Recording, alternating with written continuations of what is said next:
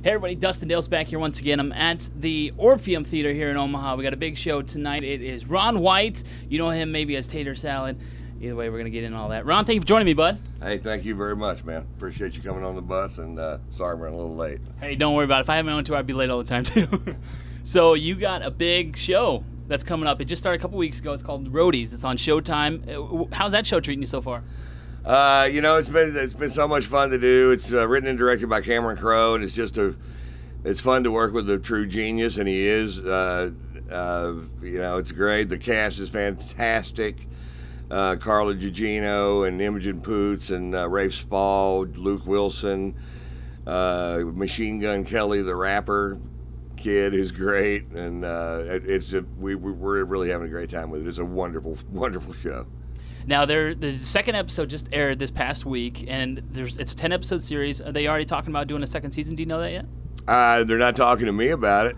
So if they're talking about it, they're talking to somebody else. So I would imagine that they will with the players, involved. But yeah, I guess wrong every time I guess about television. I'm always wrong. So well, then I would guess not. Yeah, then will. Right. Who knows? Who knows? I'm a comedian anyway. So if they do, they do. If they don't, they don't. I'll go back to my regular job. Now, your role on the show, you're actually on the road. It's a show about people on the road, and you're actually a tour manager on the show. How do you feel about that spot? Well, it's great. It lets me be somebody else. You know, I don't play myself on the show. I'm also bald in the show, which takes some work. 3 hours just to glue this down to my head and put a bald cap, and they use my hair as a comb over, which is why it's so long. And that's fantastic. And I was actually, my road manager was my best friend for 51 years, and he was dying of cancer when I got the call for this, and to go play a road manager. And he was at Cedars in L.A. and I said, I'm going to go read for a part. And he goes, what is it? I said, I'm going to be playing you. And he goes, go get him.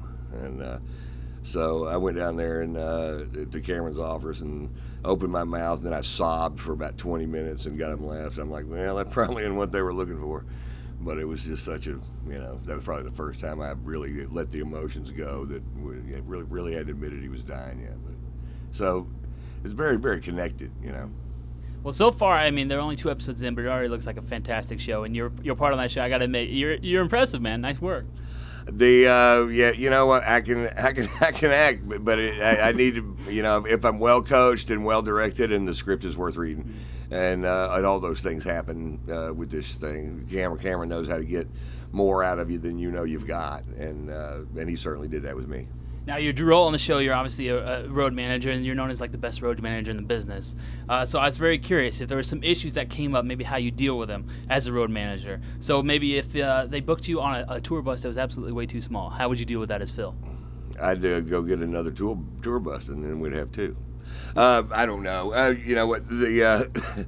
What my guy's good at is that if everything's going right, you can't tell I do anything. Mm-hmm. But if something goes wrong, nobody can fix it but me. Mm-hmm. Now, so whether that's fixing that kind of problem, or if the drummer needs some heroin, or whatever problem comes up, a good road manager just fixes the problem, whatever it is, so the show keeps on moving. Right.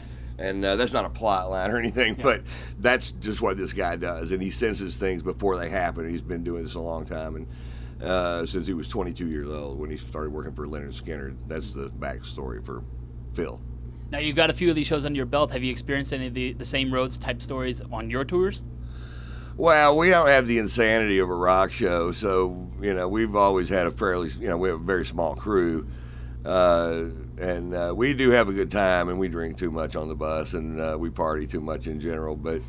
And I've done that for 30 years on the road, and I live on the road. I still do 110 cities a year, 30 years into it.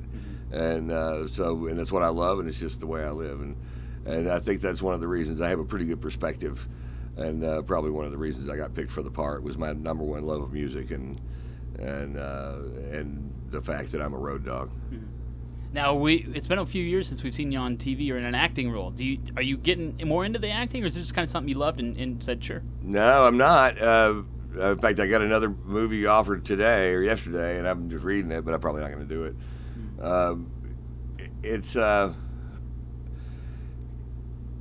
I know that I'm a stand-up comedian. I knew that the first time I ever walked on stage to do stand-up. I realized that that's what I am. I'm a comedian. I'm like, wow, it's a good thing I figured it out, because I was 29 and I had no idea. And and that's enough for me. And my accomplishments in this art form are fantastic, and I want to keep it up. And my fans, still come out to see the show, and I want to keep working at that. And that's always going to be my priority. These little 10 episode things, I get offered this kind of stuff all the time. Sitcoms, bad movies for tons of money. And I just always had this deal with my fans that I just want to drag them to a pile of crap so I can make some more cash, because they pay me well, and I don't need to go hawk dog food or be in horrible movies that they're willing to pay me for, and I just not. So that's my priority. That's the way, and I think that's why my fans still, they still love me and they still come out and see the show. So maybe you should have a chat with Larry about doing some bad movies. Tell him, hold on. All right. Yeah, they're pretty bad, weren't they? Now, you recently put out a book a few years ago. Are you thinking about doing another book out soon? They're bugging me to do one, and I guess I will. When I have time, I toured while I was shooting the TV series, and that took 20 weeks to do. And so I was working 13, 14 hours a day on the TV series, and then doing 2 cities on the weekend, and then coming back. So I haven't had time to do very much of anything except for all this work. Now, you also started up your own little media company as well. What made you want to do that?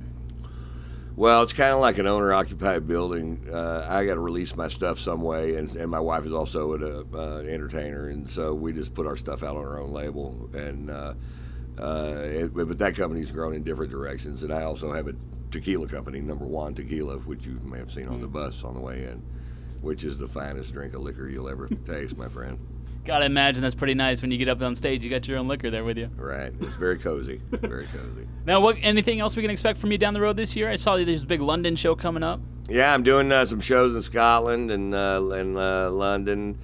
I just keep on touring. I don't really see anything else. I mean, I got this movie that I got the script for. It's got a huge cast, but I don't really like the part they're offering me, so I doubt I'll take it. And I would imagine that I'll get a lot of offers off of the Showtime thing, but once again, they know I'm hard to deal with, and it's hard to get me to say yes to anything. And I've said yes to Roadies because it just looks so special, and I was certainly right about it. Well, Roadies has definitely been awesome, and you've been fantastic. This last episode was all about you. It was literally called What Would Phil Do? So keep up the great work on Roadies. Keep up the great work on the road, and we'll hope to see you back here in Omaha soon, man. Thank you very much. I appreciate it. Make sure you check him out on the road, and catch him next time he comes through Omaha, and follow Roadies on Showtime. Take care. Bye-bye.